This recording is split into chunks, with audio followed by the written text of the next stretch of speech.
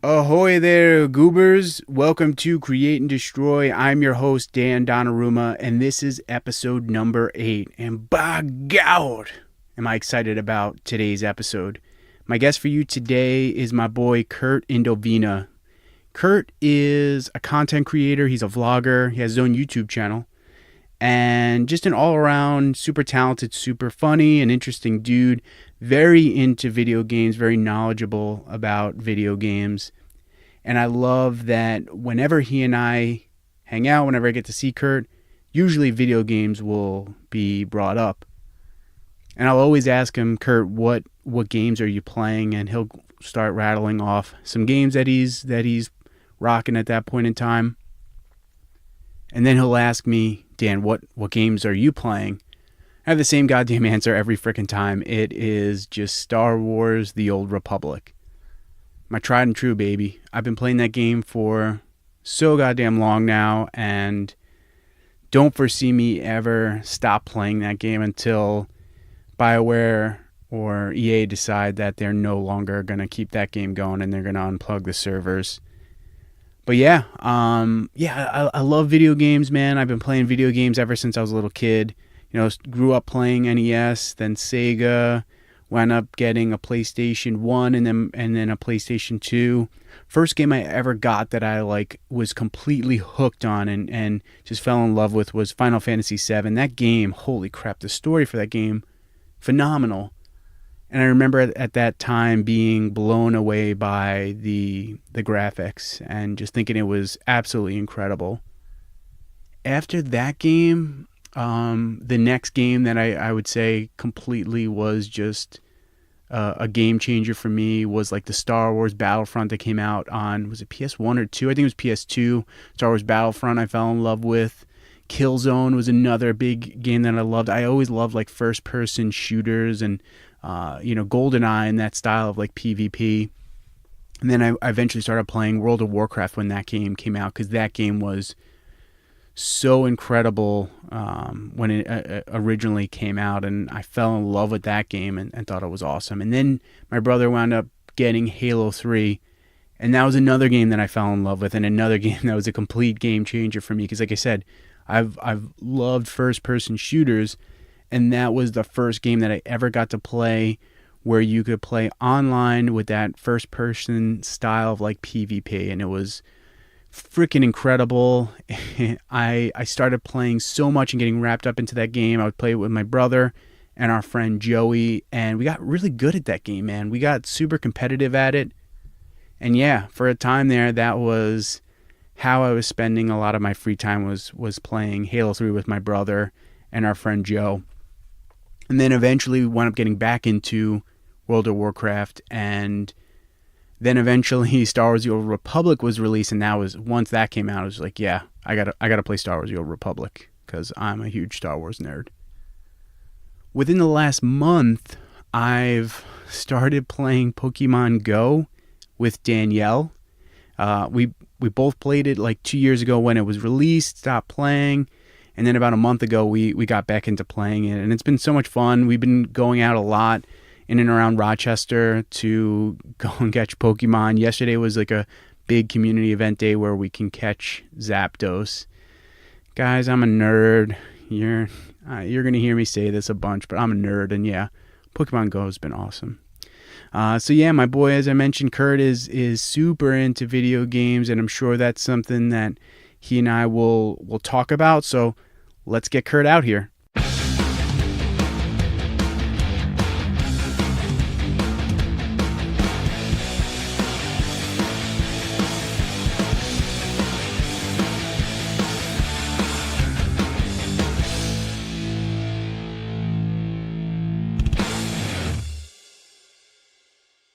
Kurt, my man, how's it going? Greetings, good morning, or afternoon. My God, yeah, I'm so sorry. I know. How you doing today, man? I'm doing very well. I'm flying by the seat of my pants, but I'm doing okay. How are you? I'm doing very well. Are you ready to do this? Yes. Excellent. So we both work across the street from each other. This is correct. And there have been several times where I'm leaving work and I see you leaving work, and I'll honk my horn at you, or I'll roll down my window and I yell at you. And I always get a feeling that you're like, this fucking guy again. Well, frankly, the one time that I actually do remember seeing you, it looked as though when I eventually actually like saw you, you were so straight shot. It looked as though like you beeped and looked away from me. So I was like, was that Dan? Was that somebody else who beeped at me?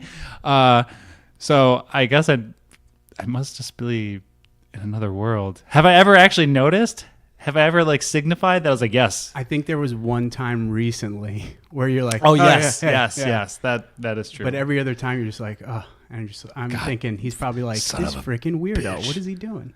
It's normal in my life. No, it's not. So you are an awesome content creator. Whoa. Yeah. You're a Thank you very digital much. producer, Correct. a vlogger. You're also a musician. But there's something that I've been thinking about that I felt like I had to ask you. Okay.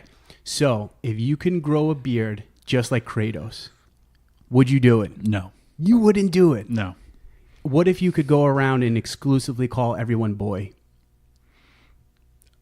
Well, I call people a lot of things aside from boy. I've offended people, not unintentionally, of course, saying woman or creature, Cretan, Gilgamesh.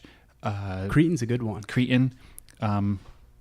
It's what I would not exclusively call people boy. No. So you played that game, right? Correct. Where all the way you, through. Where would you rank that game as far as like 2018 top games? Well, unfortunately, we're still very early, and I think the meat of everything hasn't come out yet. So we still have to anticipate Spider-Man, and that game looks so goddamn cool. It does, and Red Dead 2, which I think is probably the one game. I hate to be the person who comes up with predictions and assumptions of what's going to become the game of the year, because we don't truly know that, and I'd rather just like fly by the seat of my pants.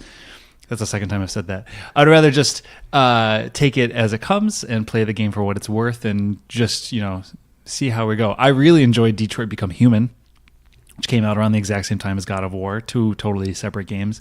One I assure you, will not be getting any game of the year. Was that the game that you were telling me, like, when you die, you wind up just taking on another story? The story keeps going. Yes. Wild. It is. It's there's a lot of controversy that surrounds that game, but I think there's a lot of merit to what it does, and I don't disagree or really agree with a lot of the controversies, but I think that game accomplishes a lot that other AAA studios aren't even willing to pretend to attempt risking or doing. So anyways, to answer your question, I don't know where God of War sits, because it is an exceptional game. If it is anything, it's probably the most impressive game I've played this year, but there's still so many things to play. So you don't have at this point like your favorite game of the year?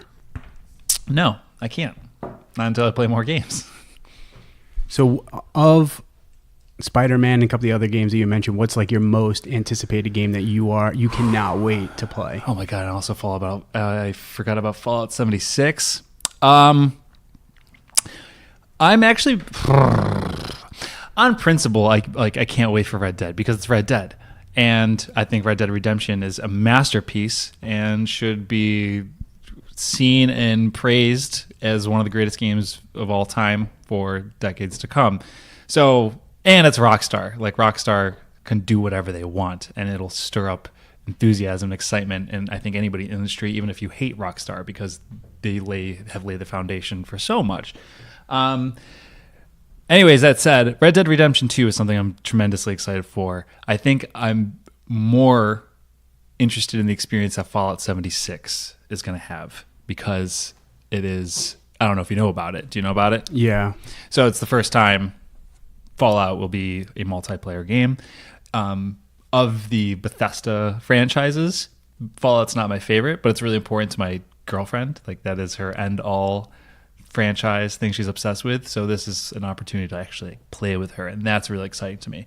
But yeah, that's those two as far as I can remember. Nice. Where would you say your love for video games stems from? Well, thankfully, or should I say I'm privileged in such a way that it's been in my family for generations. I grew up, it's bizarre because growing up and meeting people who play video games, especially people who play video games, or I learn like what the first game that they ever played was, and they have like a very distinct memory of that game and that moment and that time. And I don't have that distinct of a memory because I have been playing games for so long that I can only assume. I was like, oh, I think this is the first game I remember having a memory of playing, but that doesn't necessarily mean that's the first game I've ever played. So my family has had, like my father and his family, they had like a Commodore 64 and they had a ColecoVision, and I'm pretty sure they had like the Pong TV setup thing, and then they had the NES, and then I kind of like was, gifted in such a way that I grew up with those consoles through generations with me.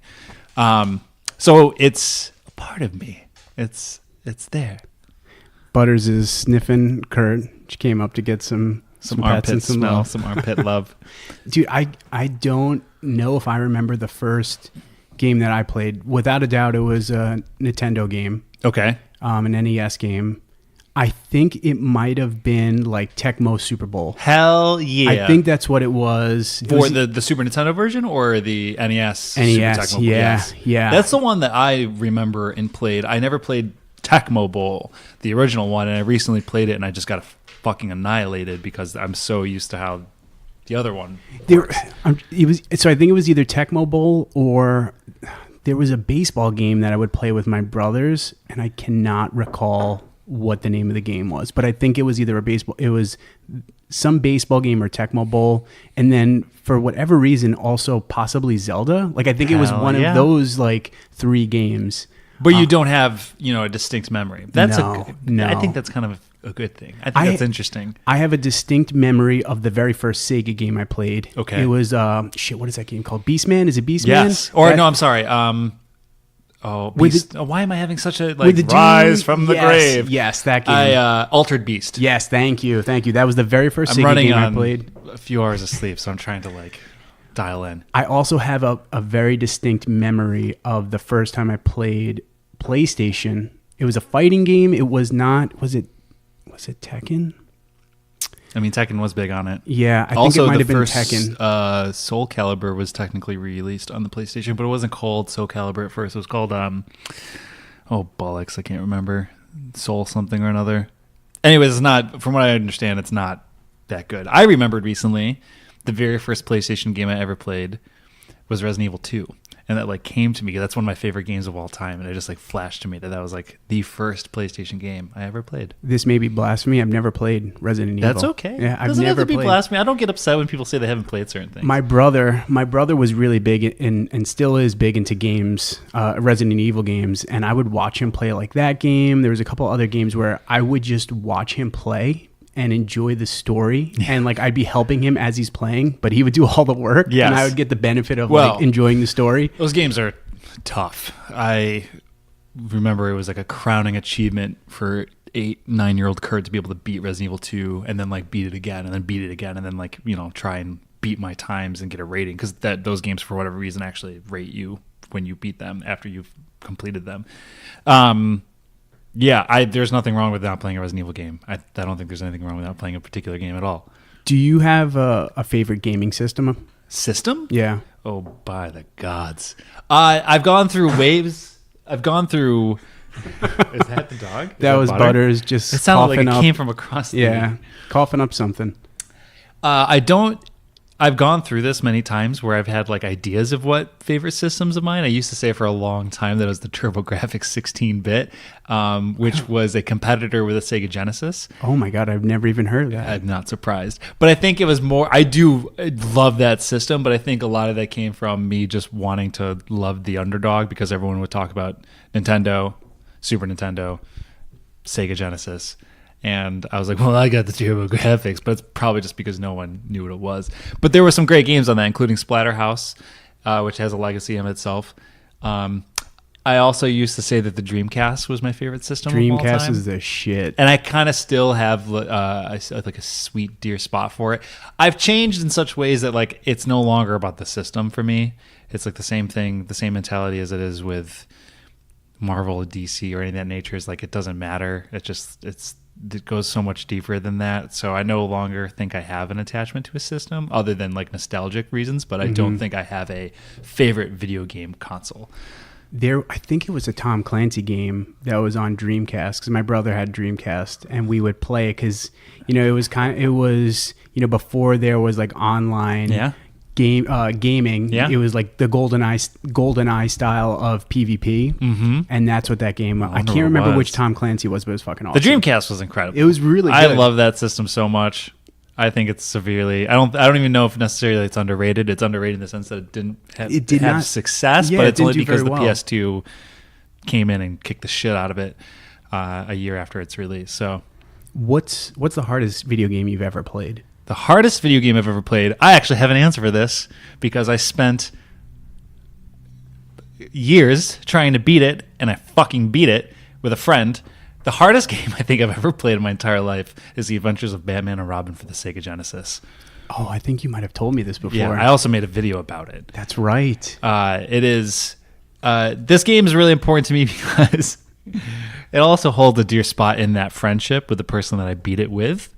But it also got to a point where I actually think it harmed our friendship. And even though the video I made is like overly dramatized and like supposed to be like a HGTV serious drama documentary, there are moments of that video that are true in the sense that there was a moment when my friend and I could not beat that game and we quit one night, and it felt like there was something between it. Like he left, like we quit the game and he was like, I'm gonna go home, and it just was bad. Anyways, that's the hardest game I've ever played. I don't give a shit what anybody says about Bloodborne or the Dark Souls games or any of those games. The Adventures of Batman and Robin. Is it based off of the cartoon animated series? Yes. Never played it before. And for those that are unaware, you're a huge Grim Fandango fan. In fact, you're wearing a shirt. Which was completely unintentional. This is correct. So, all right, if you could only play one game for the rest of your life, but every single copy of Grim Fandango has been destroyed, there's nothing for you to play of Grim Fandango, what video game is it that you're going to play? So if it was what game except for Grim Fandango? Yep. Yeah. How interesting. There's a lot of ways you can answer this one. Oh, well, the game that comes to mind because I've beaten it so many times and I still to this day will like put it on and beat it again and again and again is Resident Evil 4. I love that game. Whether or not I want to play it for the rest of the time, I don't know. There's like really easy answers. Like I think they're like cop-outs, like things like Minecraft that are never ending and always different and stuff like that. But I don't think I would do that. I would live life eventually if I got stuck with a game like Minecraft. Half-Life 2 is really important to me. So I'm assuming you probably will not agree with me on this one. Let it rip. Halo 3, that would be my game of choice because... that's fine. Oh, the PvP in that game is so good and the story is so good. This is something. I've never beaten a Halo game. I could understand that, but that's the only one that I played through. So I used to play the multiplayer of that game in particular, number 3, with a friend for days and days and days, but I've never actually played the story. But it's mostly because I've never had an Xbox console until recently in my life. So I'm like kind of going through this thing right now where I'm actually trying to go through, and if I start a game, I want to see it through the end, even if I hate it. Not saying that I hate or like Halo. I don't actually know, but I've just never had the means to be able to play it. So, dude, Halo 3 was like, that's up there for me with like Final Fantasy 7. Dude, so I was playing World of Warcraft very heavily around that time, and then my brother got Halo 3, and he started playing it, and then I eventually started playing with him, quit playing World of Warcraft, and then like it started to affect, because I was in college at this point, it started to affect me going to school. And Halo 3? Yeah, dude. Not I was WoW? I quit playing WoW. Interesting. But then I can't remember, was it Halo Reach? They released like another one after that. It wasn't anywhere near as good. It was also, I think that was the first one to be done by a different studio. Yes. And so then I started playing World of Warcraft again. I miss WoW. I do. I play Star Wars, and Yes. to me, I enjoy Yeah. it more, but because it's Star Wars. But WoW is such an incredible game. Yeah, WoW was one that came into mind when you asked that question, but I did quit that game eventually anyway, so I couldn't use that as an answer. But WoW is an important part in my... I actually thought about this the other day, and I sincerely think the most sociable time period of my life, like the moment in time that I had the most friends, the most communication with people, was hanging out with people, was when I was playing World of Warcraft. And the moment I stopped playing World of Warcraft, my friendships just derailed because my friendships were through or with people on World of Warcraft. Dude, when I was playing World of Warcraft, like I was in a few guilds and they were all always terrible. And I had a couple of two friends when I was in college that played World of Warcraft, and then they quit pretty much right around like the 6-month mark, and I kept trucking on. I have a friend at work that has played since the game was released and Holy still shnikes. plays, dude. He is like, That's he's incredible. diligent. So like there was just the big there's a big update to the game, Yes. and he was like in a panic about it because there were so many changes to the game. Oh, well, they've done that before. Yeah, with Cataclysm. That was a big deal. Yep. I loved that's around when I started playing, so I was able to like get involved when a lot of people were being flipped on top of their heads. That's when I got back into Yes. World of Warcraft, because I stopped at one point and then I got back into it with Cataclysm, and I thought that expansion was awesome. Me too. Yeah, it was really good. Yeah. So damn. Yeah, the other game I would probably say if it wasn't Halo 3 would be Star Wars: The Old Republic. Damn right. I love that game. So you have your own YouTube channel, which Correct. I love that it's just named Kurt Indovina. Thank just you. Aptly named Kurt Indovina. I appreciate that. What do your videos focus on? So for a while, I've tried over the past... I've been trying to create the elevator pitch for it because I have a really tough time explaining it. And I think, and I didn't start it with, I had intentions behind starting it and why I started it, but it was never meant to be a video game channel or specifically like a niche channel, which is dangerous because a lot of people suggest like if you're going to start something, start with a niche, start with a very, very specific focus. And I didn't want to do that at all. So my focus was always me. It was always intended to be the Kurt channel. But when you're in an elevator and someone's like, oh, what's your YouTube channel? It's like, well, it's about me. And I don't know. It seems I had to come up with something else. So recently I've been pitching it as, and I still think this is really bad. Maybe you can help me. But recently I've been pitching it as it's a channel documenting my journey as a content creator. And most importantly, demonstrating that video games specifically are more than a hobby for me and a lot of other people, but it's a lifestyle. And a lot of my focus is like trying to show who I am, my journey, what I'm trying to do as I pretty much try to make video games as much of a part of my career and life as it has been a part of my life, if that makes sense. This is me trying to show that, it's more than just a pastime thing, that this is who I am.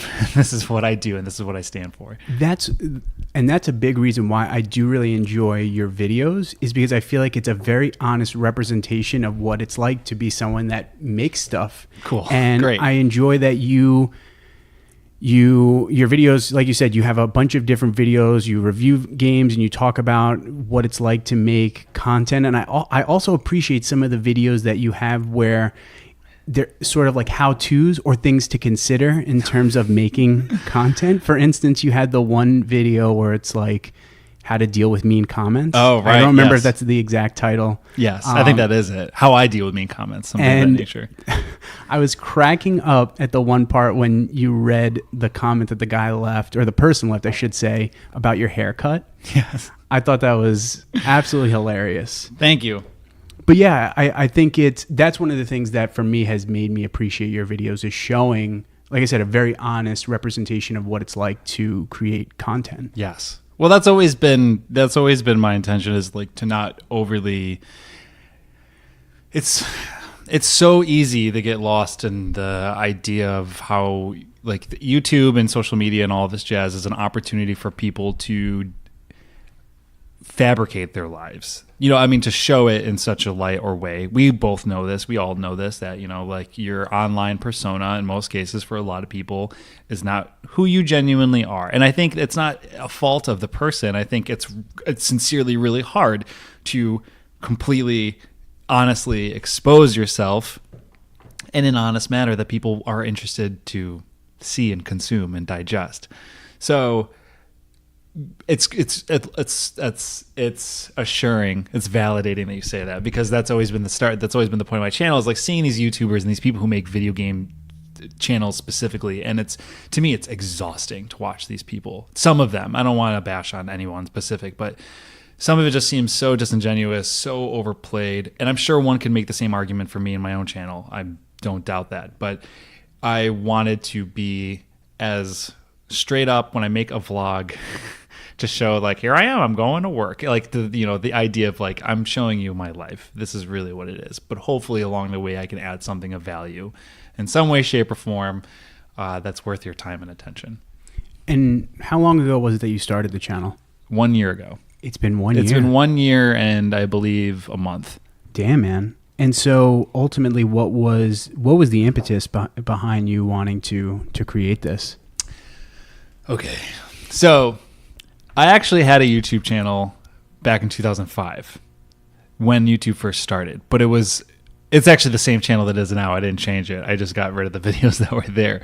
But I didn't have any grand expectations or illusions then. I just enjoyed making videos. They weren't anything like they are now. They were more short films than they are that's what they were, because I wanted to be a filmmaker at the time. But anyways, with that said, there's always been like this thing for making videos. There's always been like a love and desire for storytelling visually. And I also love editing and putting things together in video specifically. Anyways, fast forward years later, I actually became very resentful towards YouTube culture for everything I was just saying a second ago, of this like overly fabricated, this exaggerated version of people's lives. And it was obnoxious. I thought a lot of what I was exposed to was poisonous to like a lot of minds in a lot of ways. But this is also from a dude, me, who like separated myself from a lot of internet culture at the time in general. So anyways, that said, there was a period of time when a few people were like, Kurt, you would be really good at this YouTube thing. And I was just like, no, I don't want to be a part of that. I'm really just not interested. I want to do my weird, spooky, cryptic, ominous art and music. I'm really not interested. But then, like, as time developed and upon years of self-reflection and twirling back and forth of who and what I am and what I want to do, and doubling down or beginning to really triple down on my strengths and really acknowledging what it is I'm good at, and really trying to take the hard look in the mirror and be like, okay, like, you might enjoy making music, Kurt. You might enjoy performing or doing this thing, but ultimately, what is the thing that you are good at, that you can do that no one else can do? And it started with this like weird truth came to me that I was like, I should probably start a YouTube channel. But that's not the only thing. It also is that I wanted to get involved in video games and make video games a part of my career and pursue video games in a kind of more journalistic fashion. And one of the things that I thought I noticed is that these websites, huge journalistic video games websites, were going so video oriented and really showcasing personalities and hosts. So that was kind of my gateway into being like, well, I'm going to start building my portfolio then as a host and get better at being in front of a camera and looking at the camera with my eyes and speaking to it and speaking naturally, and also just honing on my craft as an editor and filmmaker and so on and so forth. So long answer. I'm so sorry. No, that's okay. That's great. What's been the most difficult thing for you or I should say, what was the most difficult thing for you in starting up a channel? Accepting that it's what I had to do. It's in the sense that it was something I don't think people had I think I vocalized I wasn't really interested in YouTube and YouTube culture for a while. And it was sort of like this truth that I had to face and be like, okay, I'm going to do this. And, when I mentioned it to my girlfriend, who was also had to share the same feelings as me, her initial reaction when I asked, I was like, what would you how would you feel if I started a YouTube channel? And her impulsive, intuitive, and this is the reason why I love her dearly, was I would make fun of you, but I would support you. Did she make fun of you? Actually, so that's the thing that's so magical about it, is that she really didn't. And then she actually ended up, I think she enjoys the video. She watches every video. She claims to be my biggest fan. That's what she tells me.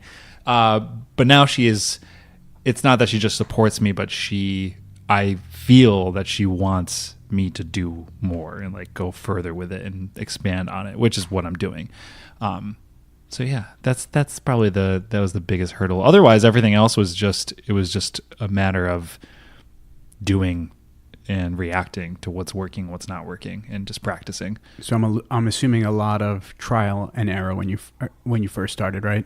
To this day, I mean, it's trial and error, and so much like, learning new skills, such as, like, I've always been comfortable on a camera and I speak well. I'm confident with how I talk, and I'm confident with how I'm able to like look at someone and communicate with them. But when you're with a camera, it's different. And there's like the anxiety of being alone. Like, it's one thing to sit in a room and talk to a person, but when you're like by yourself with nothing but your rambling, incohesive thoughts and a camera, and you have to like get it out and articulate it in such a way that people understand, that was a huge hurdle to deal with at first. Dude, I did not realize how weird it would be. So like in the beginning of my episodes, I'll record myself speaking, and like the first episode I did, I want to say it took me like an hour and a half to get like a 5-minute clip of me, because I kept rambling, I kept making mistakes, and it took me so freaking long, because it's such a weird thing. How weird is it to just sit there and talk by yourself?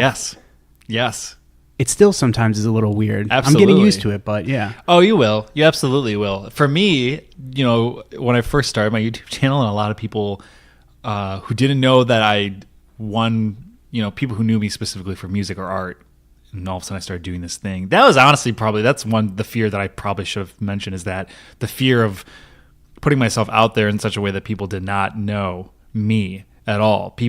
I am a huge gamer, video game obsessed person, but that is not what people immediately associate me with. So that was also a fear, is like, if I start doing this and putting myself out there, that all these people who followed me would just suddenly drop off and just be like, what the fuck? I'm not following this kid for this reason. But anyways, but when people would first watch my channel, they'd be like, oh my God, do you have a script?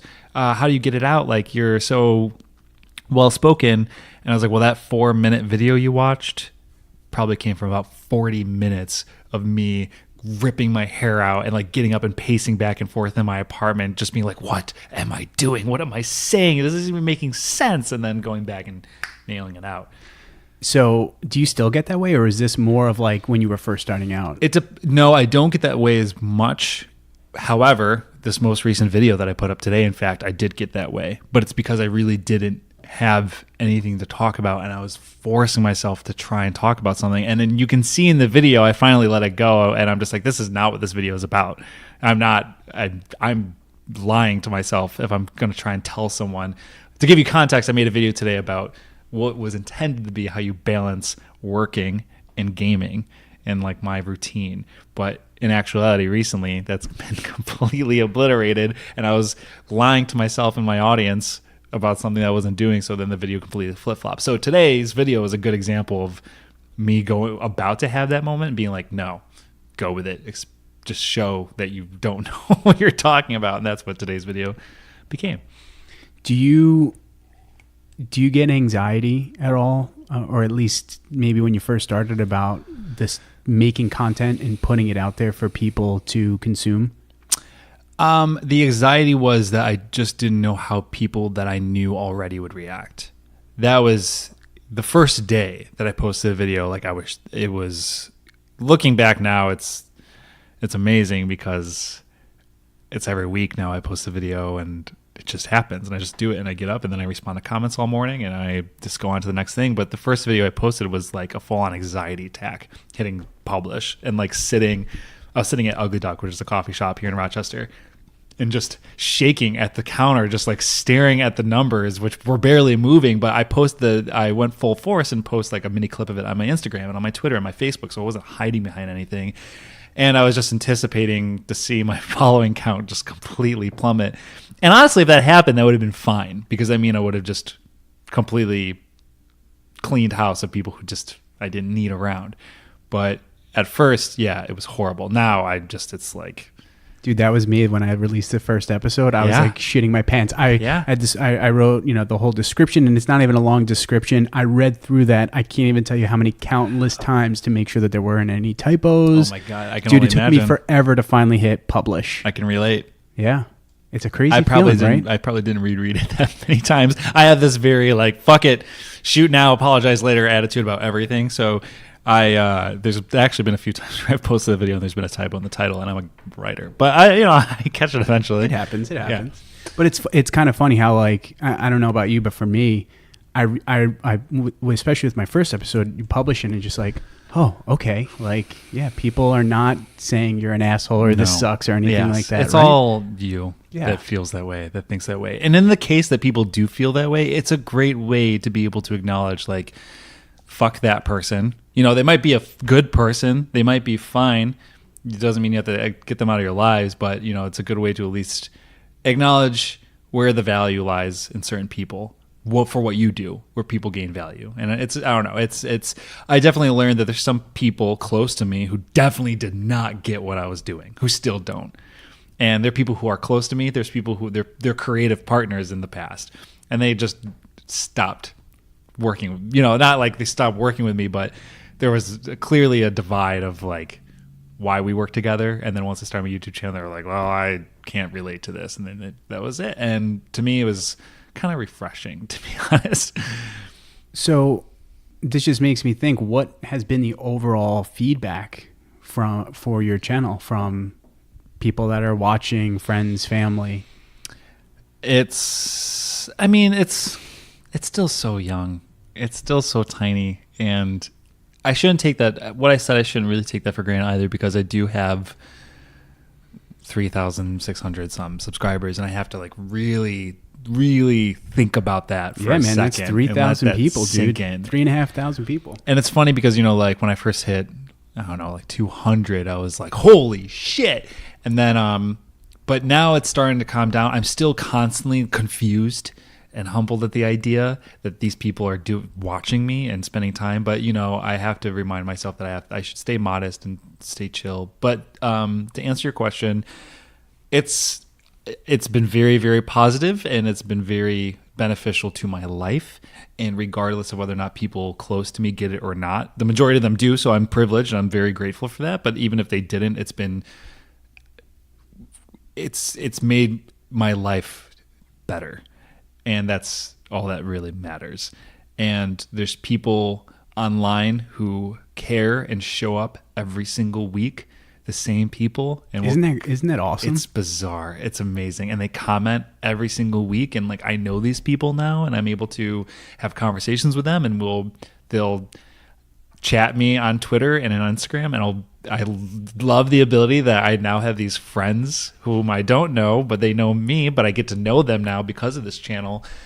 I don't know. It's just a place for, it's been tremendous, and it's been really, really positive. And it's like, I don't see, out of all the things I'm pursuing in my life, and I mentioned this in my video today, making videos and posting them on YouTube, or just in general posting them on anything, that's priority. That's important to me. I would stop playing video games in the sense that like I want to keep making videos. It's important. Yeah, you posted a video, right, where you talk about this to some degree, and the video was called "Always Showing Up." And I really enjoyed that because that was a mess of a video too. As we're talking, you have released a video every week since you started. Correct. The channel, which to me I think is very impressive. Thank you. Sometimes because depending. Even I've been doing an episode each week, and even as I think like, all right, I'm going to give this at least 1 year, see how things go, right? That's I'm thinking, good. It's good you're thinking that way. But even still, I'm thinking like, all right, maybe around Christmas, I'll like take a week off just to kind of like relax. And you're just going. There's been a few times where I've said I was going to take a week off, but I think it's actually a way to me to, I'm going to let you in a little secret. There's been like maybe 2 weeks where I've actually openly said like I'm not going to post a video this week. It's a holiday. Like I think I did that on Thanksgiving.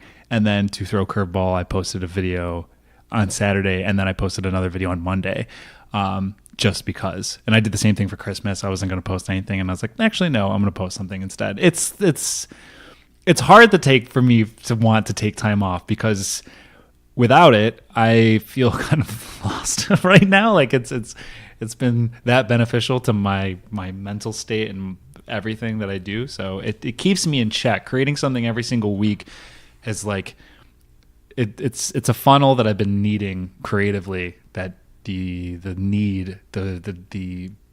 expectation that I have to do something every single week, the expectation of it may not be good, but at least the obligation that I have to create something every single week regardless. So yeah. I can totally relate to that feeling, man. I get a sense like if I'm not making something, if I'm not writing something, if I'm not making photos, or I'm not doing this, that I get this like listless feeling or this weird feeling, and I just feel like I have to do something. Yes. And if I don't, I feel like a piece of shit almost. Yes. What do you think that drive? Where do you think that drive comes from? So I don't know where it comes from, other than I'm just compelled to do it, and I've felt this way. I think this is what separates a lot of creative people, in the sense that I think it's really hard for people to nail down why they do anything in general in life. And for me, it's just I couldn't force myself not to do it, type of thing. Like it's there, and I'm compelled to, and regardless of whether it's good or bad, or if anybody will see it, it's just like in my nature, it's in our nature. So it comes from that. It comes from the need that I'm just an ambitious, stubborn son of a bitch that just like needs to constantly be doing something and pushing myself to try something new. So yeah, I'm compelled, simply just compelled. It's in my nature. I've seen you a couple times. Like I'll be at work, and I might be walking around in the building, and I look out the window and I see there's Kurt with his camera. You've actually seen it, huh? I've seen you a couple times. I'm so curious how that goes. How long does it take for you to, like, all right, so let's say you're going to be putting out an episode next week. Mm-hmm. What's that process like of brainstorming what the topic will be, and now putting everything together so that when you release your video, everything comes to fruition? It's changed a lot, and I've gotten a lot better at it recently. Early on, I used to create these, like I used to have like a list of, so when I first started, I made I made a bank of videos. I made like 3 or 4 videos as I started. And that was just going to kind of like, buy me time to make more and like kind of keep building them up and putting them out. Now I don't do that. Now it's week to week. And I used to like obsess over like, oh my God, what is this week's video going to be about? And I still barely ever know what it's going to be about. But now the process has turned into, I'm becoming more comfortable with just showing myself and my life and what I'm thinking about, and not feeling the need to make it anything specific. Of course, I still struggle with the idea of like, Christ, is this actually going to be valuable to someone? Like someone left a negative comment today saying like, I aged watching this video. And usually with stuff like that, I'm just like, I'm so sorry. I'll give me your address. I'll accommodate you with a walker. I'll try and help you out. I'll get you your vitamins and your applesauce. But anyways, I can't worry about that anymore. So the process has just come week to week. Sometimes I'll write some notes down. Sometimes I won't. They just, I do have a massive list of ideas. However, I fall back on, but usually those ideas inspire other ideas. They're more relevant to me in my life in that moment. So yeah, like I think I have an idea for next week's video, but it may completely change come Thursday when I actually shoot it. And then when you shoot it, how long does like editing take? And what program do you use? I'm thinking that too. Like what program do you use to edit the videos? Well, the program, is only a tool. It doesn't matter. But the answer, I use Adobe Premiere Pro. But I try to emphasize to people when they ask that question, I was like, you really can use anything. Like it's really up to you, just how much you want to do. Of course, it's like good to upgrade depending on where you want to go with video editing. For me, I'm practically making video editing a career right now, unintentionally, but it's happening. So I need to use a program like that because it's top of the line. But otherwise, yeah, I use Premiere Pro. So back around Christmas, I don't know if you remember this conversation that we had. We were at a friend's Christmas party. I remember this conversation very well. You and I were talking because, yeah, you were at that point. It was probably like the 6-month mark or so, right? Halfway point of your channel. And we were talking about numbers and stats, right? And how easy it can be to get lost in those numbers. And obsessive. And does that stuff get to you ever? No. I mean, it lingers in some way, shape or form, but it's more, I just see it's just an observation to me now. But it doesn't necessarily bother me. Like, I'll see that one video may have not performed as well as the other one, but I don't get down about it. It doesn't bother me. If anything, it's just a moment to think about, just very quickly reflect on some of the reasons why I may have not done well, but not obsess and let that determine what it is I do in the future. If anything, it just enhances how I do it in the future, because it could be so many things. It could be the title. It could be the thumbnail. It could just be the fact that the video itself wasn't interesting and didn't have good retention, which makes it bad for the algorithm, but I don't obsess over that. So I take it at a very baseline view and just follow my intuition. Your one video, what is it called? Skyrim Ruining Your Life video. Mm-hmm. I saw that it recently had over 200,000 views. Correct. And I was thinking, hell yeah, man, that's awesome. So I'm very grateful for that. Yeah. For a lot of reasons. When you see something like that, a video of yours doing successfully, is that validating to you? Oh, what goes through your head when you see that? Yes.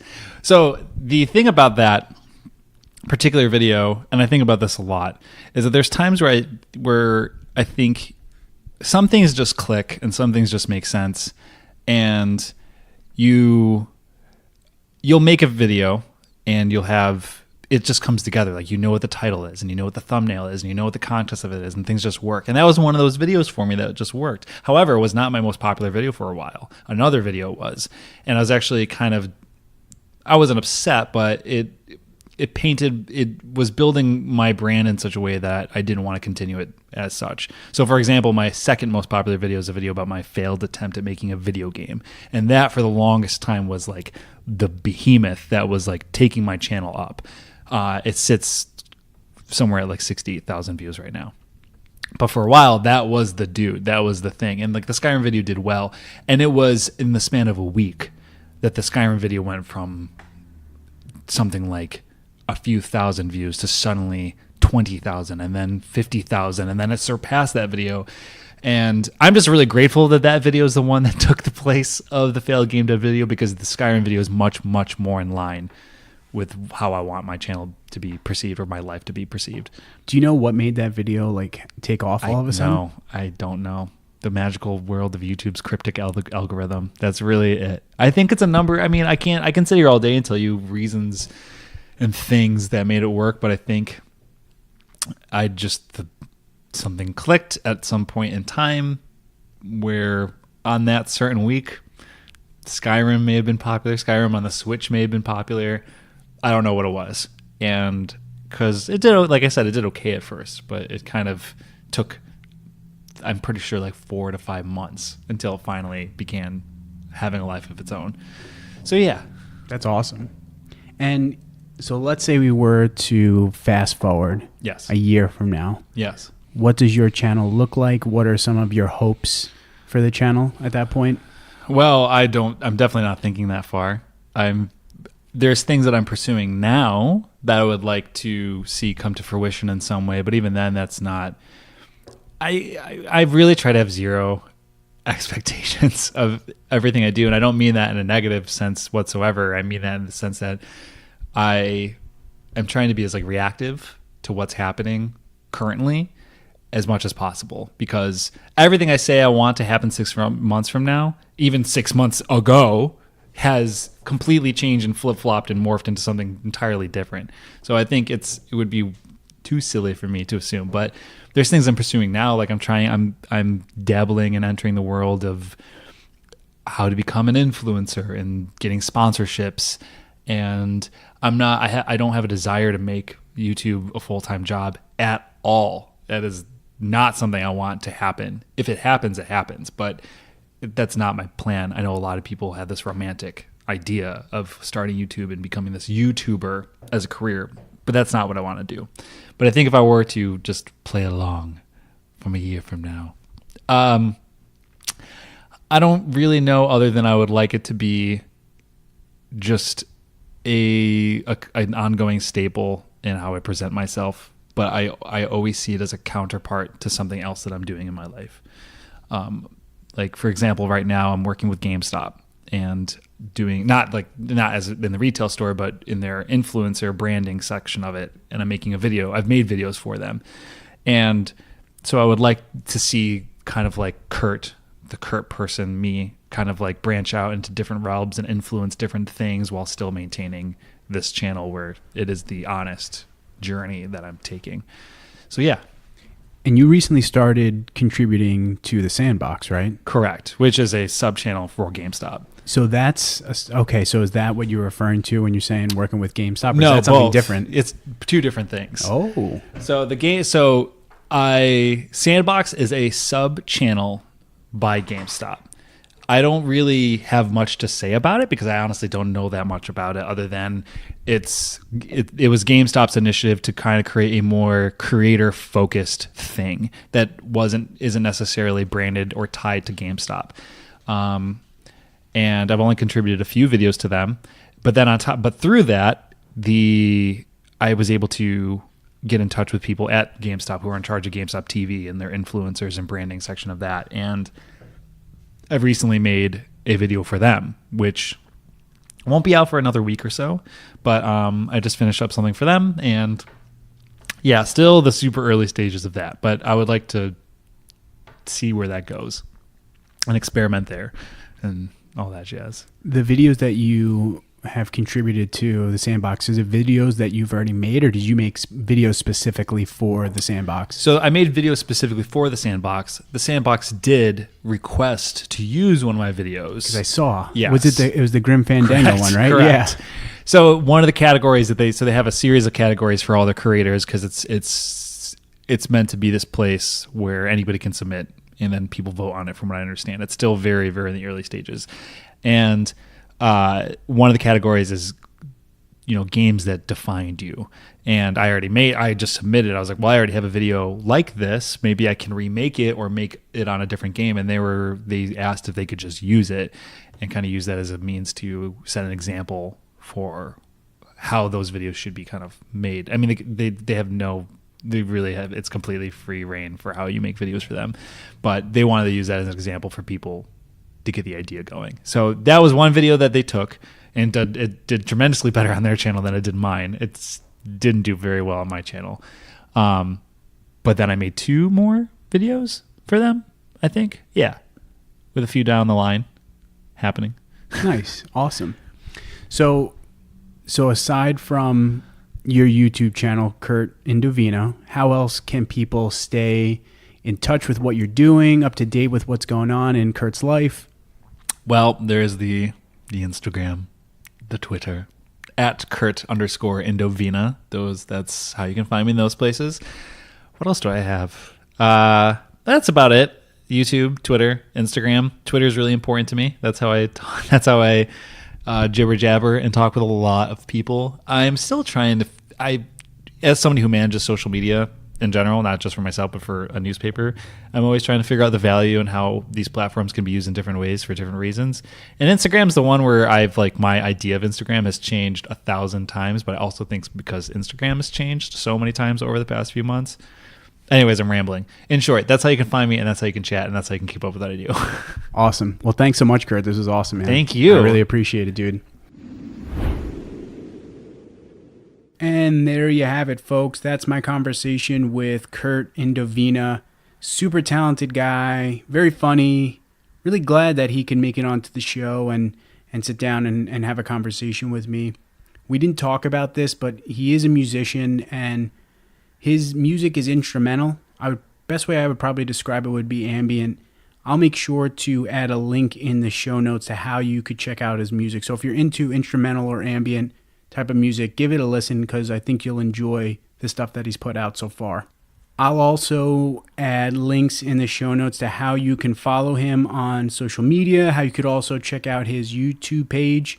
So make sure you're doing that if you're not following Kurt. Also follow Create and Destroy on Tumblr, Instagram, Facebook, all at Create and Destroy Podcast, as well as on Twitter at Create Destroy _. Give us a follow, subscribe to the show, however it is that you are listening to your podcasts. Rate us on iTunes if you can. That'd be super appreciated. All right, guys, as always, get out there, create something cool, and I will see you next time.